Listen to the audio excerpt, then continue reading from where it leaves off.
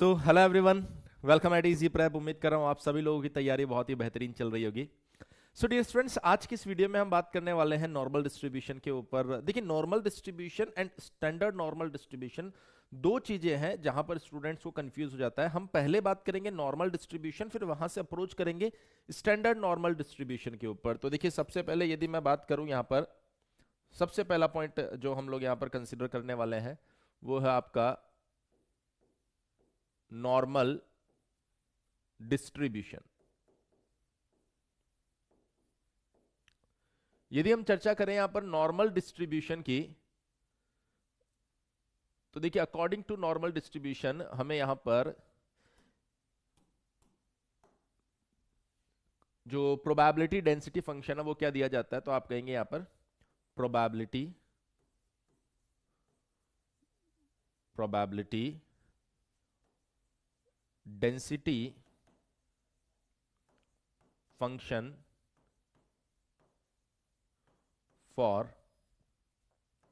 Normal distribution normal distribution is given as fx equals to, ये दिया जाता है 1/σ√2π 1/σ√2π e टू द पावर -1/2। यहां पर आएगा आपके पास में x minus mu divided by sigma का होल स्क्वायर। ये जो x रहेगा ये minus infinite two plus infinite के बीच में रहता है, और इस x को यहां पर नॉर्मल वेरिएट बोला जाता है।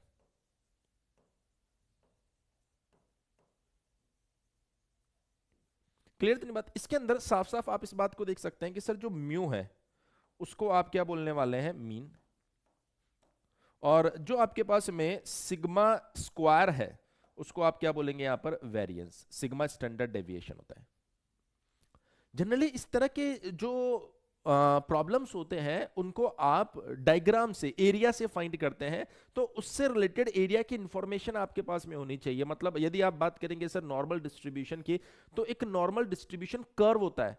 क्योंकि आपने क्या बोला था कि सर कॉन्टिन्यूअस रैंडम वेरिएबल के केस के अंदर, कॉन्टिन्यूअस रैंडम वेरिएबल के केस के अंदर आपको यहां पर, कॉन्टिन्यूअस रैंडम वेरिएबल केस के अंदर आपको यहां पर जो एरिया होता है उसकी मदद से प्रोबेबिलिटी दी जाती है। तो मैंने कहा कि अगर नॉर्मल डिस्ट्रीब्यूशन हमें यहां पर दिखाई दे रहा है, तो इस नॉर्मल डिस्ट्रीब्यूशन के लिए जो नॉर्मल डिस्ट्रीब्यूशन का कर्व होता है वो कैसा दिखाई देता है। तो मैं आपको थोड़ा सा वो कर्व यहां पर ड्रॉ करके कुछ चीजें समझाने की कोशिश करता हूं।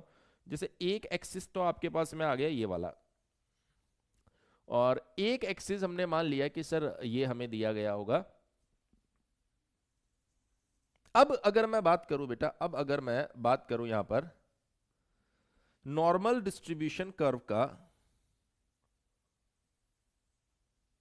तो वो ऐसा कुछ होता है, वो ऐसा कुछ होता है।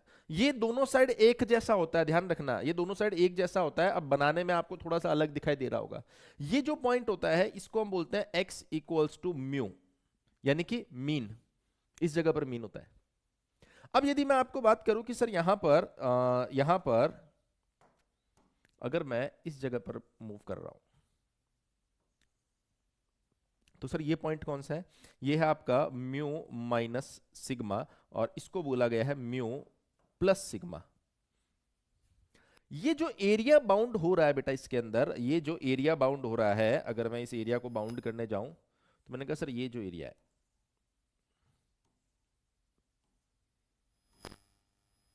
कंप्लीट एरिया, ये एरिया आपके पास में होता है लगभग लगभग ये एरिया होता है बेटा आपके पास में 67.6 या 7%, जिसको आप बहुत सी जगह 68% भी देखते हैं। बहुत सी जगह क्या देखते हैं बेटा, 68% भी देखते हैं। फिर उसके बाद में जब आप दूसरे पॉइंट के पास पहुंचेंगे, दूसरा पॉइंट यदि मैं आपको दिखाऊं तो ये इस जगह पर, which is mu minus 2 sigma, mu plus 2 sigma. Sir अगर म्यू माइनस और म्यू प्लस 2 सिग्मा की अगर मैं बात करूंगा यहां पर, तो ये कितना एरिया बाउंड करेगा सर? यहां से यहां तक का एरिया बाउंड करेगा। सर यहां से यहां तक का जब ये एरिया बाउंड कर रहा है तो आप ध्यान से देखिए, ये इस एरिया की चर्चा हो रही है। कोई कंफ्यूजन नहीं हो इसलिए मैं अलग अलग कलर इस्तेमाल कर रहा हूं। ये इस पूरे एरिया की बात हो रही है। और ये जो पूरा एरिया आप देख पा रहे हैं बेटा, ये पूरा एरिया जो होता है ये होता है आपके पास में लगभग 95%। सर इनका कैसे यूज होता है? मैंने कहा अभी जब आप आगे बढ़ेंगे तो आपको ये बात समझ में आएगी कि इनका यूज कैसे होता है। पर हाँ, ये कितना होता है बेटा? ये होता है आपके पास में 95%। हमने कहा ठीक है सर। अब जो नेक्स्ट यहां पर आने वाला है वो है बेटा म्यू माइनस 3 सिग्मा। और यहां पर भी आपने बना दिया, it is mu plus 3 sigma, mu plus 3 sigma. Clear तो नहीं बात सर? ये जो एरिया बाउंड कर रहा है यहां से लेकर यहां तक, अब मैं लाइन नहीं खींच रहा हूं क्योंकि ये बहुत खराब हो जाएगा, नहीं तो आप खुद से इस बात को समझ पाएंगे कि सर ये यहां से लेकर यहां तक का जो पूरा एरिया है ये बाउंड करता है 99.7%, लगभग है ये, लगभग। ये आपके पास में क्या है? अप्रोक्सीमेटली। तो ये नॉर्मल डिस्ट्रीब्यूशन कर्व की स्थिति है जिसके अंदर मैंने बताया कि म्यू या फिर सिग्मा जो आपको दिए गए हैं वो कितना कितना एरिया इस कर्व के अंदर बाउंड कर रहा है। ये ध्यान रखना, अगर कोई बोल रहा है कि म्यू माइनस सिग्मा से म्यू प्लस सिग्मा के बीच में इतना एरिया ये बाउंड कर रहा है, तो इस लाइन का मतलब क्या है? इसका मतलब यह है कि यदि कोई हमसे पूछेगा what is the probability for x between mu minus sigma two mu plus sigma, तो आपको इस बात का ध्यान रखना है कि इसका मतलब है कि ये वाला एरिया, तो ये वाला एरिया कितना है? 67.7%। तो सर यही प्रोबेबिलिटी होगी। अगर कोई हमसे पूछेगा what is the probability for x being between mu minus 2 sigma two mu plus 2 sigma, तो हम कहेंगे sir it is approximately 95%। And what is the probability for x being between mu minus 3 sigma to x between mu plus 3 sigma, it is 99.7%। बहुत सारे बच्चों के दिमाग में एक क्वेरी आ रही होगी कि सर x यहां से यहां हो, यहां से यहां हो और यहां से यहां हो, तो उसका रिजल्ट तो आप डायरेक्टली बता रहे हो यहां पर, लेकिन सोचिए कि अगर x जो है इसके अलावा अगर कुछ और हो गया तो ऐसी कंडीशन में कैसे फाइंड करेंगे चीजों को? मैंने कहा बिल्कुल फाइंड कर सकते हैं, कोई दिक्कत वाली बात नहीं है, ऐसी कंडीशन में भी हम फाइंड कर सकते हैं। लेकिन यहां से मैं थोड़ा सा आपको यहां से आगे ले जाना चाहूंगा और उसके बाद में मैं आपको एग्जाम्पल से भी ये चीज समझाऊंगा। अभी शुरुआत में जब हम थ्योरी पार्ट कवर करते हैं तो वहां पर हम छोटे छोटे एग्जाम्पल्स लेते हैं ताकि कॉन्सेप्ट आपको पता चले। जब हम प्रीवियस ईयर क्वेश्चन डिस्कस करेंगे या फिर कुछ प्रैक्टिस क्वेश्चंस करेंगे ना, तो वहां पर हम लेंथी क्वेश्चंस भी लेंगे और बताएंगे देखिए वो जो छोटी छोटी चीजें बताई थी ना उसका किस तरीके से यहाँ पर इन्वॉल्वमेंट होता है। मैंने कहा कि सर ये नॉर्मल डिस्ट्रीब्यूशन कर्व की चर्चा हो रही है, अगर मुझे जाना हो स्टैंडर्ड नॉर्मल डिस्ट्रीब्यूशन के साइड, तो अब मैं अप्रोच करना चाहता हूं फॉर स्टैंडर्ड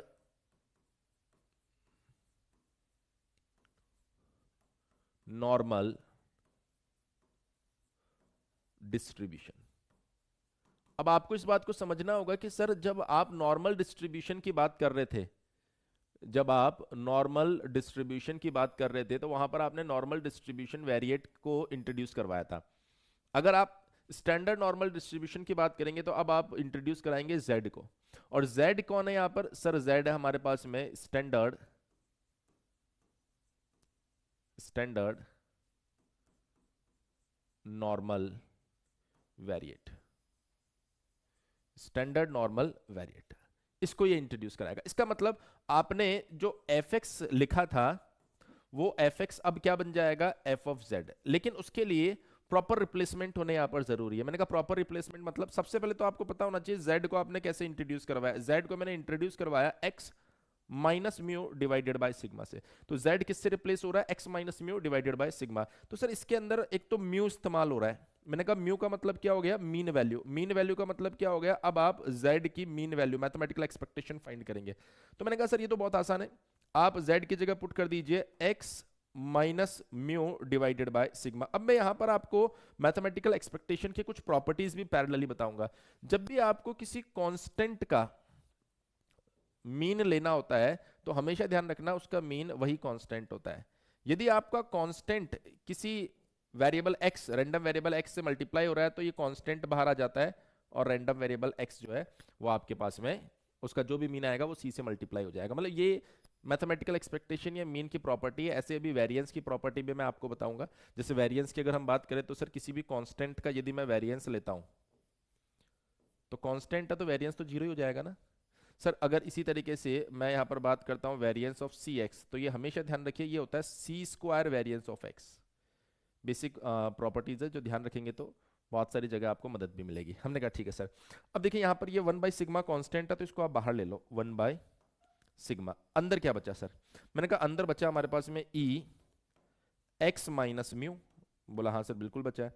तो ये जो 1 बाई सिग्मा है ये तो एज इट इज आ जाएगा, और अंदर क्या बन जाएगा सर? अंदर बन जाएगा ई एक्स माइनस ई म्यू।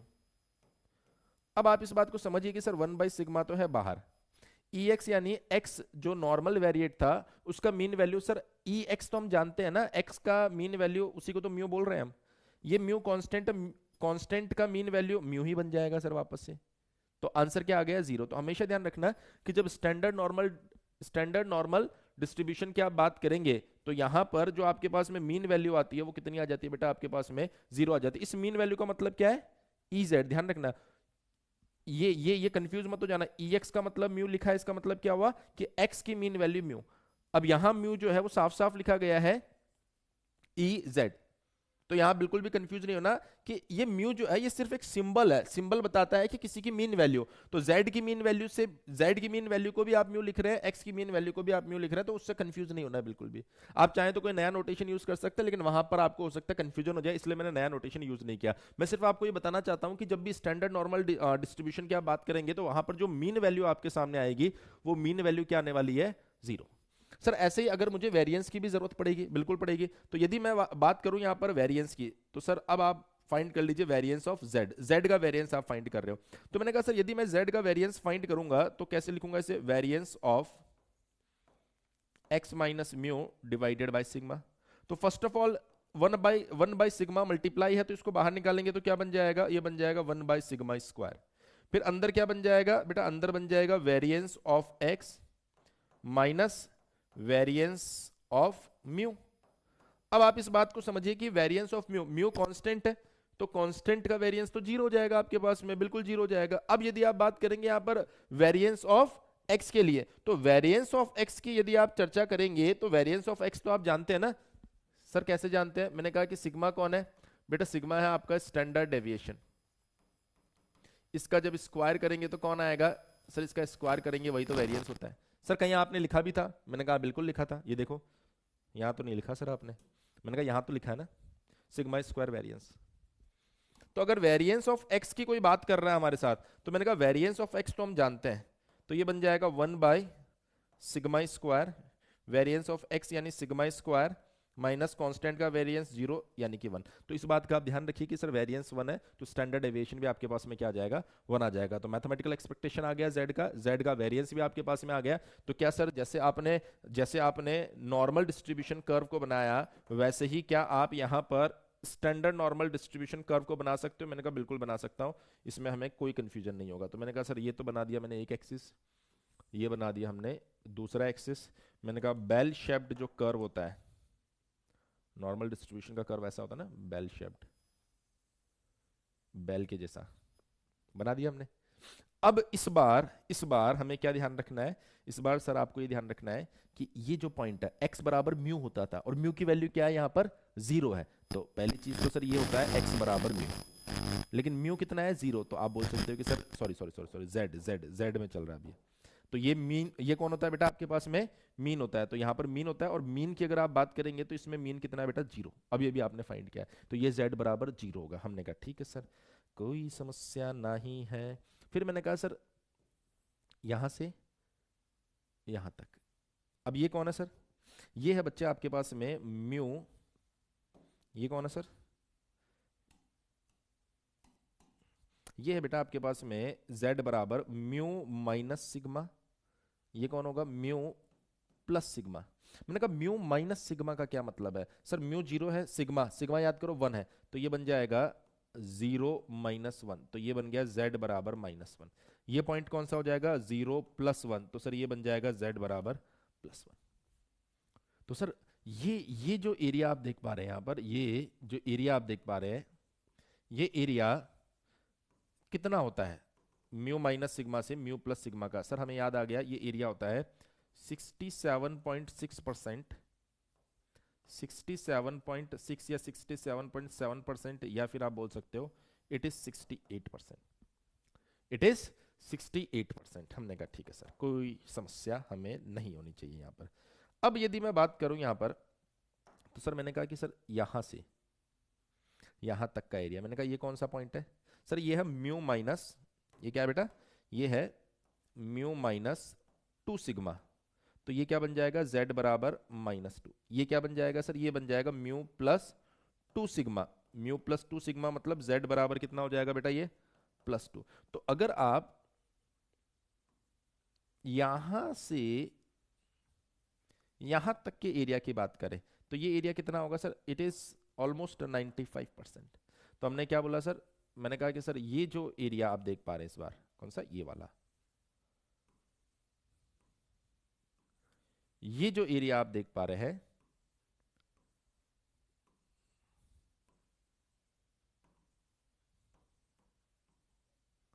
यहां तक,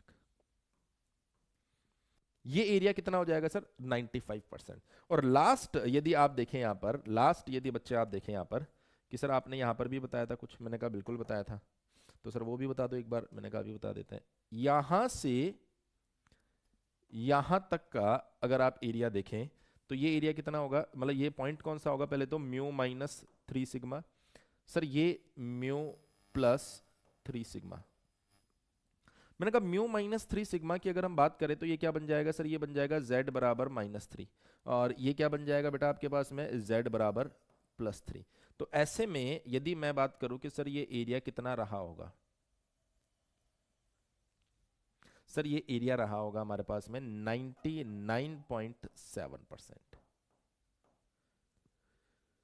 अब जो ये जो कर्व आपने बनाया है, जिसमें रेफरेंस आपने z को लिया है, इस z को हम बोलते हैं नॉर्मल, स्टैंडर्ड नॉर्मल वेरिएट। अब अगर स्टैंडर्ड नॉर्मल वेरिएट बोल रहे हैं, तो जब क्वेश्चन को आप सॉल्व कर रहे हो तो इस कर्व की मदद से सॉल्व कर रहे हो, अगर आप नॉर्मल डिस्ट्रीब्यूशन के अकॉर्डिंग क्वेश्चन को सॉल्व कर रहे हो तो पुराने वाले के अकॉर्डिंग करो। आप कहेंगे सर दोनों सेम ही तो है, मैंने कहा बिल्कुल सेम है। जब आप नॉर्मल डिस्ट्रीब्यूशन को डील करोगे तो वहां पर आप x के रेफरेंस में सारा क्वेश्चन सॉल्व करेंगे, और जब आप इसके अकॉर्डिंग सॉल्व करोगे तो यहां पर आप z के रेफरेंस में सारे क्वेश्चन को सॉल्व करते हैं।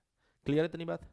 तो मैंने कहा सर ठीक है, तो यहाँ से मैं आपको कुछ एग्जाम्पल्स बताता हूँ, जिस एग्जाम्पल की मदद से आप इस बात को समझ पाओगे कि कैसे ये प्रॉब्लम सॉल्व की जाती है ना। एक एग्जाम्पल मेरे पास अवेलेबल है, मैं उस एग्जाम्पल को बताता हूँ आपको। क्योंकि यहाँ पर जैसे आपने बोला कि सर ये आपने जितने जितने ये चीज़ें बताई है ना, ये एरिया तो फिक्स है, पर इसके अलावा अगर नया कोई एरिया आ गया तो मैंने कहा उसी के लिए मैं एग्जाम्पल बता रहा हूँ यहाँ पर। तो देखिए यहाँ पर जो क्वेश्चन हमें दिया गया है, मैं उस क्वेश्चन से शुरुआत करता हूँ। पहले मैं क्वेश्चन लिख देता हूँ, फिर आपको भी समझाता हूँ। इसमें बोला गया in a sample of 1000 cases, in a sample of 1000 cases, 1000 cases, the mean of a certain test of a certain test is 14 and standard deviation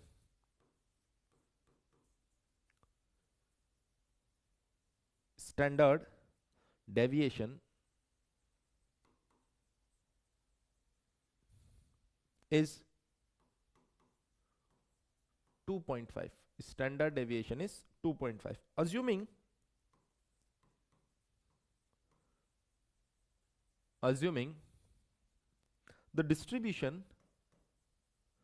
the distribution to be normal. Find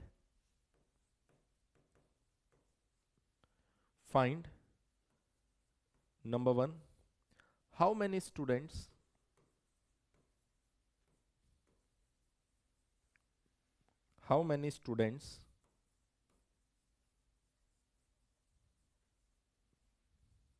score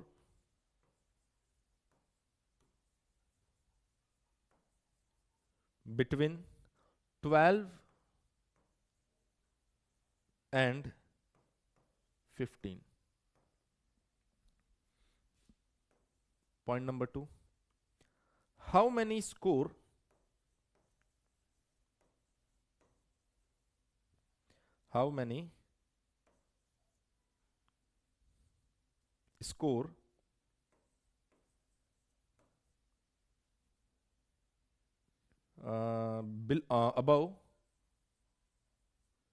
above 18. और number 3 जो हमें find करने को बोला गया है वो है हाउ मैनी स्कोर बिलो 18.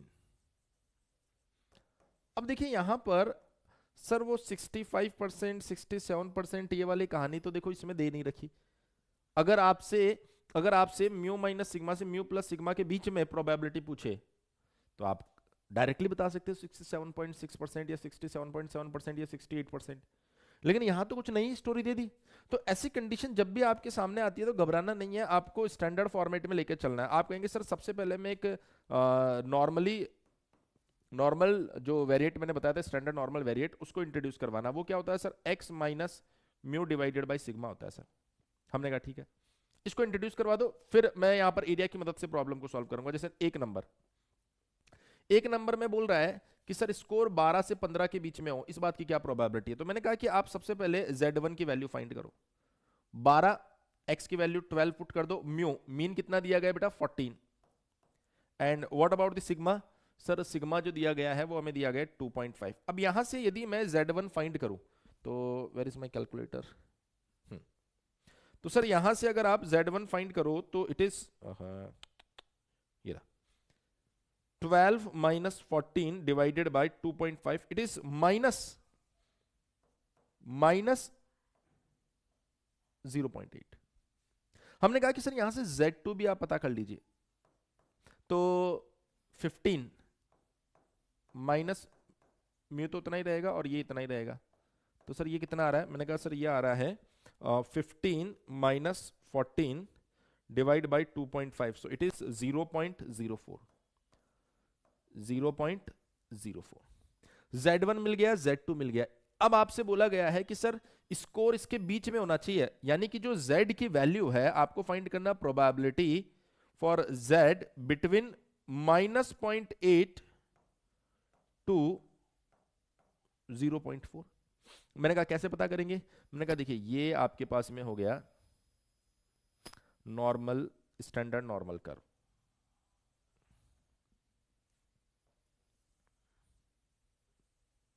हमने कहा ठीक है सर. यहां पर ये तो जीरो होता है ना, आपको याद है z बराबर 0 होता है. मैंने कहा बिल्कुल होता है सर.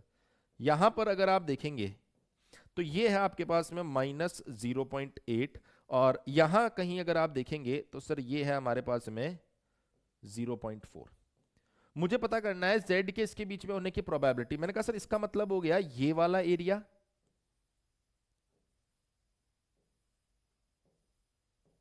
और ये वाला एरिया, इसका मतलब यही तो है. मैंने कहा हाँ सर. तो अगर मुझे यहां प्रोबेबिलिटी लिखनी है तो सबसे पहले तो मैं ये पता करूंगा कि सर ये एरिया कितना. अब एक बात आप मुझे बताओ कि सर -0.8 से 0 तक के बीच में जितना एरिया होगा उतना ही 0 से 0.8 के बीच में होगा. क्यों? क्योंकि सर ये आपको कर्व इधर जैसा दिखाई दे रहा है ना, उतना ही कर्व इधर दिखाई दे रहा है. तो मैंने कहा सर 0 से 0.8 के बीच में कितना एरिया होगा, इसके लिए आपको जाना पड़ेगा स्टैंडर्ड नॉर्मल डिस्ट्रीब्यूशन टेबल पर. इट मे बी पॉसिबल कि ये जो नंबर्स है वो आपको प्रॉपर्ली दिखाई नहीं दे रहे होंगे, आप गूगल से इस टेबल को देख भी सकते हैं, स्टैंडर्ड नॉर्मल डिस्ट्रीब्यूशन की टेबल है, ध्यान रखना ये, जिसके अंदर यदि आप देखेंगे 0.8, मैं यहाँ पर थोड़ा सा हाईलाइट कर रहा हूँ इसको, ये है 0.8 और 0.8 ऊपर क्या दिया गया है 0.00। तो जब 0.8 की वैल्यू आपको फाइंड करनी हो तो इसमें तो जाना है 0.8 पर, इसमें जाना है 0.00 पर। तो सर जो वैल्यू आ रही है वो आ रही है ये वाली वैल्यू, ये आपको दिखाई नहीं दे रही होगी, अगर दिखाई नहीं दे रही तो मैं 0.2881, होप इट इज विजिबल। तो सर आपको क्या फाइंड करना था, आपको फाइंड करना था 0.08। यदि मुझे फाइंड करना होता 0.81 तो मैं क्या करता, यहां तो जाता 0.8 में और यहां जाता 0.1 में और इस वैल्यू को मैं पिक कर लेता। तो हमें सिर्फ 0.80 पता करना था, तो 0.8 ये रहा और 0.00 ये रहा, तो ये हमारे पास में आ गई वैल्यू। तो हमने कहा कि ठीक है सर ये बात हमको समझ में आ गई है, वैल्यू कितनी थी ये तो देखा ही नहीं, 0.2881।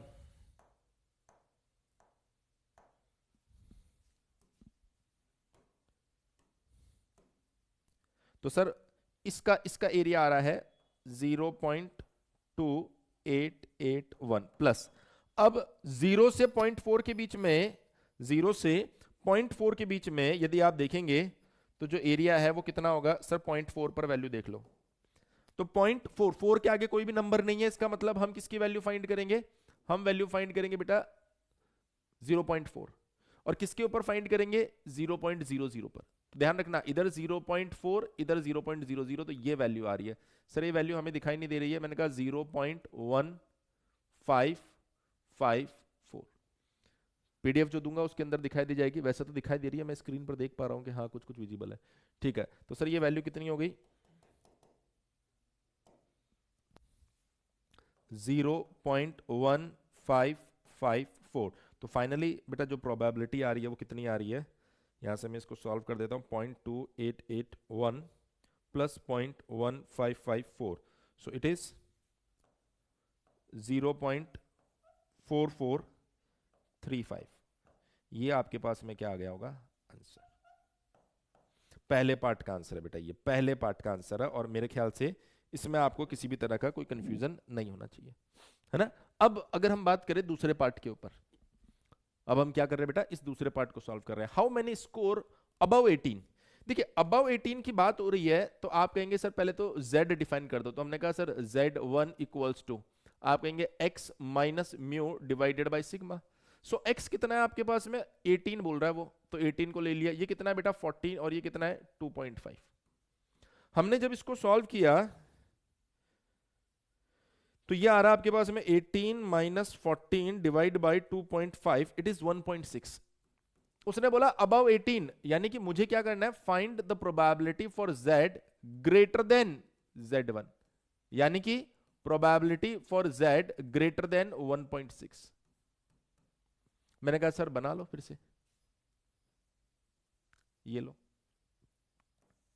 इतना बड़ा बनाने की जरूरत भी नहीं है, इतना ही बना लो सर,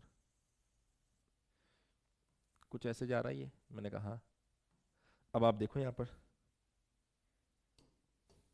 बोला सर ये तो होता है z बराबर 0, और कितना आ रहा है ये 1 पॉइंट, लेट्स से सपोज ये रहा होगा 1.6, इससे ज्यादा मतलब ये वाला एरिया चाहिए। अब कॉमन सेंस बोल रहा है कि यहां से यहां तक का जो एरिया है आखिरी तक वो 0.5 है, अगर मैं ये वाला एरिया 0.5 में से माइनस कर दूंगा तो ये आ जाएगा, बोला सर बिल्कुल आ जाएगा। तो आंसर क्या होगा 0.5 minus probability for z between 0 to 1.6। Sir 1.6 की वैल्यू कैसे निकालोगे, मैंने कहा उसमें देखो 1.6, ये रहा सर, हाईलाइट कर देता हूं, ये रहा सर 1.6, इधर क्या लेना है 0.00, तो ये क्या बन गया सर हमारे पास में 0.4452।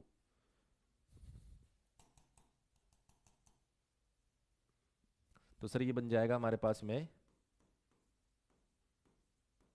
0.4452, कितना आ रहा सर यहां से 0.5 minus 0.4452, it is 0.0548, it is 0.548 0.0548। I hope सभी बच्चों को ये बात समझ में आ गई होगी।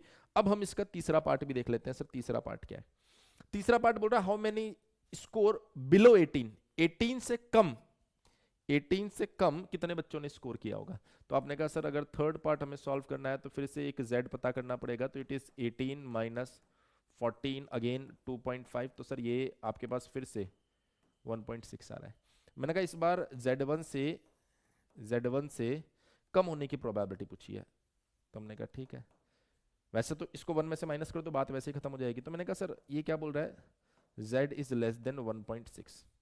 तो सर इस बार जो एरिया हमसे पूछा जा रहा है वो एरिया कौन सा है? मैंने कहा बहुत सिंपल है, इस बार जो एरिया पूछा गया है वो एरिया है ये वाला पूरा। तो आपके पास जो प्रोबेबिलिटी आई है उस प्रोबेबिलिटी 1 में से उस प्रोबेबिलिटी को क्या कर दो, माइनस कर दो। तो सर कितना आ रहा है यहाँ से कितना आ रहा है अगर हम लोग देखें तो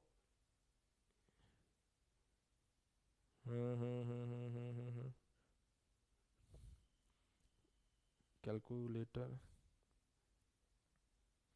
1 माइनस 0.0548, तो इट इज ऑलमोस्ट 0.9452। अब देखिए इसके अंदर मैं एक पार्ट और ऐड करूंगा, हाउ मैनी स्कोर बिलो 8। यहां से कुछ नया सीखने को मिलेगा। हमने कहा ठीक है सर कर दो। तो सर बिलो 8 की अगर आप बात कर रहे हो तो 4 नंबर पॉइंट देखो, z1 कितना आएगा, मैंने कहा 8 माइनस 14 डिवाइडेड बाय 2.5 कितना आ रहा है, 8 minus 14 divided by 2.5, so it is minus 2.4, minus 2.4। हमने कहा ठीक है, तो वो बोल रहा है प्रोबेबिलिटी फॉर z बिलो बोला ना, तो लेस देन माइनस 2.4। माइनस 2.4 से छोटी वैल्यू बताओ, मतलब माइनस 2.4 से कम होने की प्रोबेबिलिटी बताओ। तो आपने कहा सर ये कुछ ऐसा जा रहा होगा, मैंने कहा बिल्कुल ऐसा जा रहा होगा। माइनस 2.4 कहाँ रहा होगा सर, यहाँ कहीं रहा होगा। हमको कौन सा एरिया निकालना है, ये। तो मेरे पास क्या तरीका है कि सर ये यहां से यहां तक 0.5 है, उसमें से 0 से 2.4 वाला एरिया माइनस कर देता हूं। बिल्कुल कर दो सर। तो आप कैसे लिखोगे, 0.5 minus 0.5 minus probability for z greater than 2.4 कर दो। सर ऐसा क्यों कर रहे हो? अरे मैंने कहा एक ही बात है, इधर जो एरिया आता है ना उधर भी वैसा ही आता है, तो 0 से 2.4 तक का एरिया ले लो और इसके बराबर ही आएगा वो। हमने कहा ठीक है, तो ये आ गया 0.5। अब सर 2.4 तक एरिया अगर हम देखें तो क्या हो जाएगा, ये टेबल 2.4 था ना, 2.4 सर,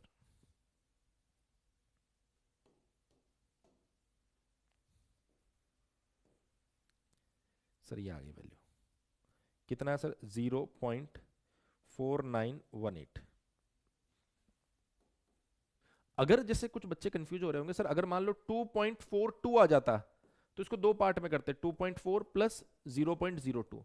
तो यहां तो लेते 2.4, यहां लेते 0.02, और फिर यहां कहीं हमारा आंसर आता ये है ना। तो ये चीज ध्यान रखना। तो ये 4918, 4918, तो कर दो sir minus 0.5 minus 0.4918, it is almost, बहुत कम आ रहा है, 0.0082।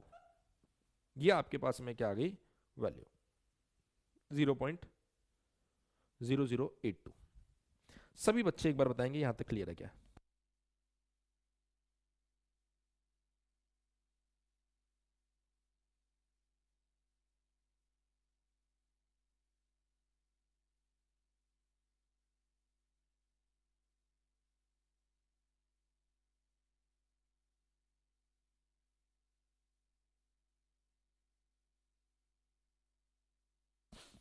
ठीक है, मैंने आंसर को वेरीफाई भी कर लिया, क्योंकि आप लोग इसको बाद में देखोगे, अगर कोई भी आंसर कैलकुलेशन में कोई एरर हो जाता है तो ऐसे कंडीशन में फिर आप उसको वैसा का वैसा ही बना लोगे, तो आपके लिए अलग चैलेंज आ जाएगा।